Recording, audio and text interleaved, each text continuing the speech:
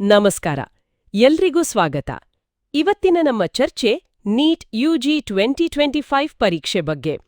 NTA ಅಂದ್ರೆ ರಾಷ್ಟ್ರೀಯ ಪರೀಕ್ಷಾ ಏಜೆನ್ಸಿ ಇತ್ತೀಚೆಗೆ ಒಂದು ಮಾಹಿತಿ ಬುಲೆಟಿನ್ ಬಿಡುಗಡೆ ಮಾಡಿದೆ.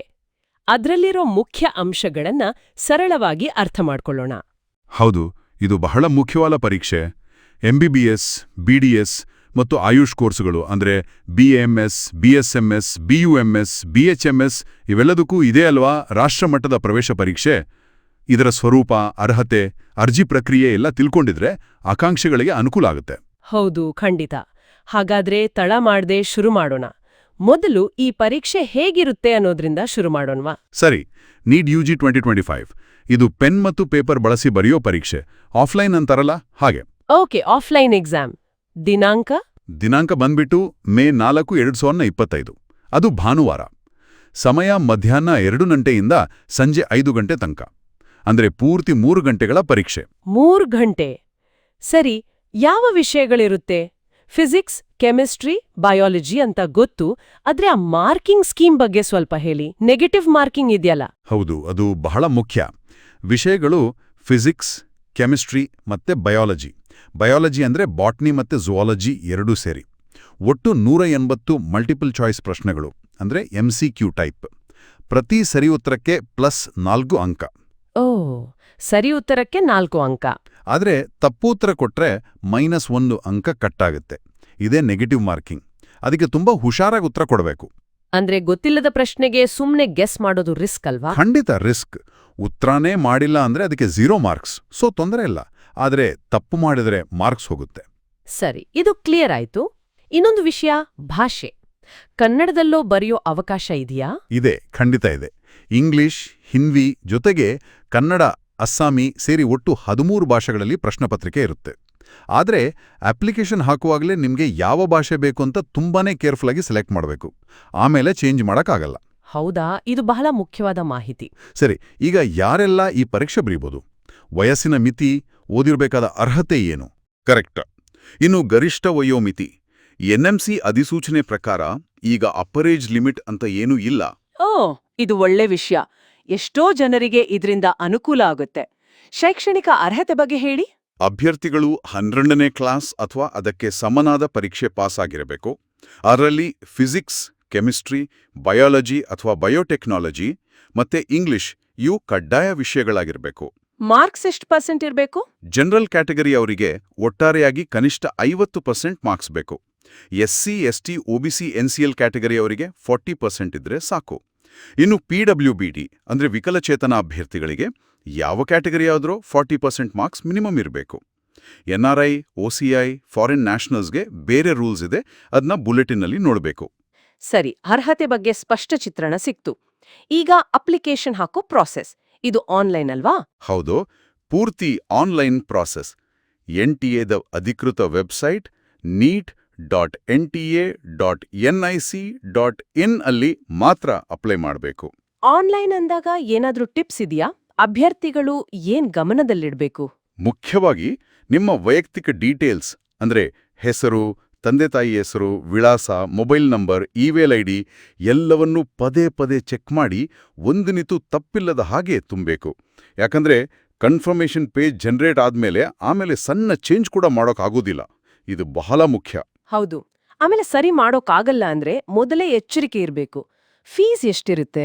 ಭಾರತದಲ್ಲಿರೋ ಪರೀಕ್ಷಾ ಕೇಂದ್ರಗಳಿಗೆ ಜನರಲ್ ಕ್ಯಾಟಗರಿಗೆ 1700 ರೂಪಾಯಿ, ಜನರಲ್ EWS ಮತ್ತು OBC NCL ಅವರಿಗೆ 1600 ರೂಪಾಯಿ, SC ST PWBD ಮತ್ತೆ ತೃತೀಯ ಲಿಂಗಿ ಅಭ್ಯರ್ಥಿಗಳಿಗೆ 1000 ರೂಪಾಯಿ.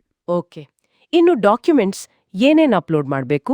ಲೇಟೆಸ್ಟ್ ಪಾಸ್ಪೋರ್ಟ್ ಸೈಜ್ ಫೋಟೋ, ನಿಮ್ಮ ಸಹಿ ಮತ್ತೆ ನಿಮ್ಮ ಎಡ ಮತ್ತು ಬಲಗೈ ಬೆರಳುಗಳು ಮತ್ತೆ ಹೆಬ್ಬೆರಳಿನ ಗುರುತುಗಳು, ಇಂಪ್ರೆಷನ್ಸ್ ಅಂತಾರಲ್ಲ, ಅದನ್ನ ಸ್ಕ್ಯಾನ್ ಮಾಡಿ ಅಪ್ಲೋಡ್ ಮಾಡಬೇಕು. ಎಲ್ಲದಕ್ಕೂ ಅವರು ಫಾರ್ಮ್ಯಾಟ್ ಮತ್ತೆ ಸೈಜ್ ಹೇಳಿರ್ತಾರೆ, ಅದರಲ್ಲೇ ಇರಬೇಕು. ಬೇಕಾದ್ರೆ PWD ಸರ್ಟಿಫಿಕೇಟ್, ಕ್ಯಾಸ್ಟ್ ಸರ್ಟಿಫಿಕೇಟ್ ಕೂಡ ಅಪ್ಲೋಡ್ ಮಾಡಬೇಕಾಗತ್ತೆ. ಡಾಕ್ಯುಮೆಂಟ್ಸ್ ರೆಡಿ ಮಾಡಿಕೊಂಡು ಸ್ಕ್ಯಾನ್ ಮಾಡಿ ಸರಿ ಸೈಜ್ಗೆ ಕನ್ವರ್ಟ್ ಮಾಡೋದು ಸ್ವಲ್ಪ ಕೆಲ್ಸನೇ. ಸರಿ, ಪರೀಕ್ಷೆ ಆಯ್ತು, ರಿಸಲ್ಟ್ ಬಂತು, ರ್ಯಾಂಕ್ ಕೂಡ ಬಂತು ಅಂತ ಇಟ್ಕೊಳ್ಳೋಣ. ಮುಂದೇನು? ಕೌನ್ಸಿಲಿಂಗ್ ಪ್ರಕ್ರಿಯೆ ಹೇಗೆ ನಡೆಯುತ್ತೆ? NTA ಒಂದು ಅಖಿಲ ಭಾರತ ಶ್ರೇಣಿ ಅಂದ್ರೆ all India rank AIR list ಕೊಡುತ್ತೆ. ಇದರ ಆಧಾರದ ಮೇಲೆ ಕೌನ್ಸಿಲಿಂಗ್ ನಡೆಯೋದು. ಇದರಲ್ಲಿ 2 ತರ ಕೋಟಾ ಇರುತ್ತೆ. ಒಂದು 15% ಆಲ್ ಇಂಡಿಯಾ ಕೋಟಾ AIQ, ಇನ್ನೊಂದು 85% state quota. All India quota ಅಂದ್ರೆ ದೇಶದ ಎಲ್ಲಾ ಸರ್ಕಾರಿ ಮೆಡಿಕಲ್ ಕಾಲೇಜ್ಗಳಲ್ಲಿರೋ 15% ಸೀಟ್ಗಳು ಮತ್ತೆ AIIMS, JIPMER, Delhi university, DU, BHU, AMU, ESIC medical ಕಾಲೇಜುಗಳ 100% ಸೀಟುಗಳು ಇವೆಲ್ಲದಕ್ಕೂ MCC ಅಂದ್ರೆ medical counselling committee DGHS counselling ನಡೆಸುತ್ತೆ. ಓಕೆ, ಹಾಗಾದ್ರೆ ಉಳಿದ 85% ಸೀಟುಗಳು? ಆ 85% ಸೀಟುಗಳು ಆಯಾ ರಾಜ್ಯದ ಕೋಟಾಗೆ ಹೋಗುತ್ತೆ. ಅದಕ್ಕೆ ಆಯಾ ರಾಜ್ಯದ ಸರ್ಕಾರ ನೇಮಿಸಿರೋ ಕೌನ್ಸಿಲಿಂಗ್ ಅಥಾರಿಟಿಗಳು ಕೌನ್ಸಿಲಿಂಗ್ ಮಾಡ್ತಾರೆ. ಅಲ್ಲಿ ಆ ರಾಜ್ಯದ ಮೀಸಲಾತಿ ನಿಯಮಗಳು ಅಪ್ಲೈ ಆಗತ್ತೆ. ಅಂದ್ರೆ ಕರ್ನಾಟಕದ 85% ಸೀಟುಗಳಿಗೆ ಕರ್ನಾಟಕದವರೇ ಕೌನ್ಸಿಲಿಂಗ್ ಮಾಡ್ತಾರೆ. ಮೀಸಲಾತಿ ಬಗ್ಗೆ ಹೇಳಿದ್ರಿ, ಕೇಂದ್ರ ಮಟ್ಟದಲ್ಲಿ ರಿಸರ್ವೇಷನ್ ಪಾಲಿಸಿ ಹೇಗಿದೆ? ಕೇಂದ್ರ ಸರ್ಕಾರದ ನಿಯಮಗಳ ಪ್ರಕಾರ ಜೆನ್ EWSಗೆ 10%, OBC NCLಗೆ 27%, SCಗೆ 15%, STಗೆ 7.5% ಮೀಸಲಾತಿ ಇದೆ. ಇದರ ಜೊತೆಗೆ PWBD ಅಭ್ಯರ್ಥಿಗಳಿಗೆ ಪ್ರತಿ ಕ್ಯಾಟಗರಿಯಲ್ಲಿ 5% ಹಾರಿಜಾಂಟಲ್ ರಿಸರ್ವೇಷನ್ ಇರುತ್ತೆ. ಅಂದ್ರೆ ಉದಾಹರಣೆಗೆ SC ಕ್ಯಾಟಗರಿಯಲ್ಲಿ 5% ಸೀಟುಗಳು SC PWBD ಅಭ್ಯರ್ಥಿಗಳಿಗೆ ಮೀಸಲಿರುತ್ತೆ. ಇದು AIQ ಮತ್ತು ಕೇಂದ್ರ ಸಂಸ್ಥೆಗಳಿಗೆ ಅಲ್ವಾ? ಹೌದು. ರಾಜ್ಯ ಕೋಟಾ ಸೀಟುಗಳಿಗೆ ಆಯಾ ರಾಜ್ಯದ ರಿಸರ್ವೇಷನ್ ಪಾಲಿಸಿ ಬೇರೆ ಇರಬಹುದು. ಇನ್ನು ಆಯುಷ್ ಕೋರ್ಸುಗಳಿಗೆ AACC ಅಂತ ಇದೆ, ಅವರು ಕೌನ್ಸಿಲಿಂಗ್ ಮಾಡ್ತಾರೆ. ಸರಿ, ಪರೀಕ್ಷೆಯಿಂದ ಹಿಡಿದು ಕೌನ್ಸಿಲಿಂಗ್ವರೆಗೂ ಒಂದು ಸ್ಥೂಲ ನೋಟ ಸಿಕ್ತು.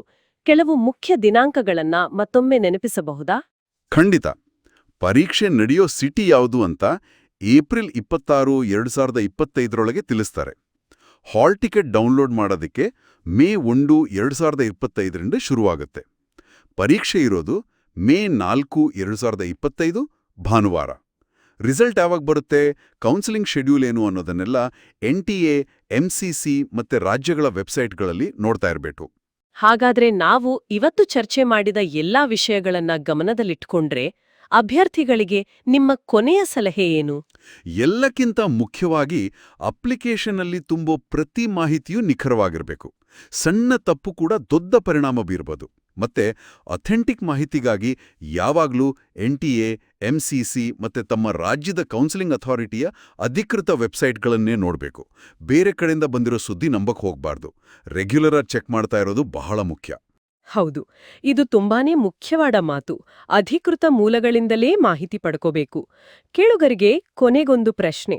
ನೀಟ್ನಂತಹ ಒಂದೇ ರಾಷ್ಟ್ರೀಯ ಪರೀಕ್ಷೆ ಇರೋದ್ರಿಂದ ಬೇರೆ ಬೇರೆ ರಾಜ್ಯಗಳಲ್ಲಿರೋ ಮೆಡಿಕಲ್ ಸೀಟುಗಳ ಹಂಚಿಕೆ, ಅಲ್ಲಿನ ಸ್ಥಳೀಯ ವಿದ್ಯಾರ್ಥಿಗಳ ಅವಕಾಶಗಳು ಇವೆಲ್ಲದರ ಮೇಲೆ ಯಾವ ರೀತಿ ಪರಿಣಾಮ ಬೀರುತ್ತಿದೆ ಅಂತ ಯಾವತ್ತಾದ್ರೂ ಯೋಚಿಸಿದ್ದೀರಾ?